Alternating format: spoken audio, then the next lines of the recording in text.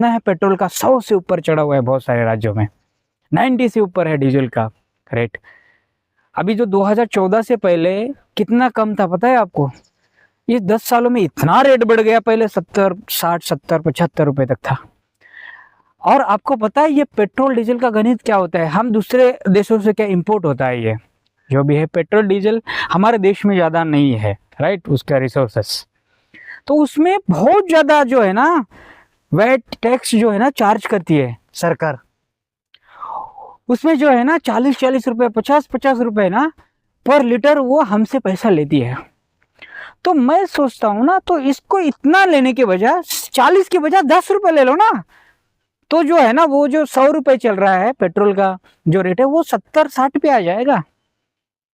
और सारी महंगाई जो बढ़ी है ना इसी की वजह से बढ़ी है दोस्त, क्योंकि पेट्रोल डीजल हर चीजें जो भी ट्रांसपोर्ट होती है एक राज्य से दूसरे राज्य, एक देश से दूसरे देश, इसके लिए तो ये लगता है ना, फ्यूल लगता है, पेट्रोल लगता है, डीजल लगता है। तो ये जो ट्रांसपोर्ट वाली कंपनियां होती है तो उसको ज़्यादा चार्ज करती है ना। किसी भी माल को, मान लो गुजरात से कोई महाराष्ट्र में आ रहा है कोई सामान, तो उसको जो है ना वो टैक्स बहुत ज़्यादा देना होता है वो, और टैक्स दे के और पेट्रोल डीजल भी बहुत लगता है ना गाड़ियों को।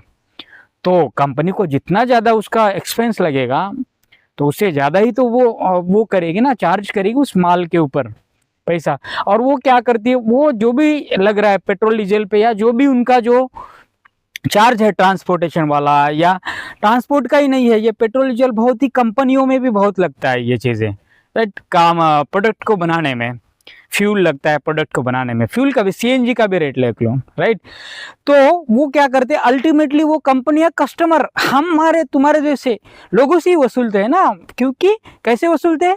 By increasing product price. आपने देखा होगा ना इन्फ्लेशन पहले कितना था, अभी मैगी भी 10 रुपए में मिलता था यार, अभी तो देखा मैंने वही 14 रुपए में मिल रहा है वो, हर चीज में। अभी तेल का ही देखो कितना रेट बढ़ गया, डबल हो गया है 2018-19 से, अभी 5-6 सालों से 100% बढ़ा दिया गया। हाँ, वैसे ही हर चीज का जो है रेट बढ़ गया है मार्केट में। इसीलिए तो हम जितना भी कमाते हैं ना आज, तो उसमें ये इन्हीं चीज़ों में जो भी नेसेसरी चीज़ें उसमें चला जाता है, राशन में चला जाता है।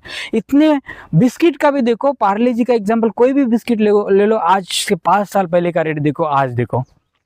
तो इतनी सारी हर चीज़ का जो हमको रोजमर्रा के जीवन में हमको सर्वाइव करने में लगती है, उनके रेट बढ़ चुके हैं, आसमान छू रहे हैं रेट।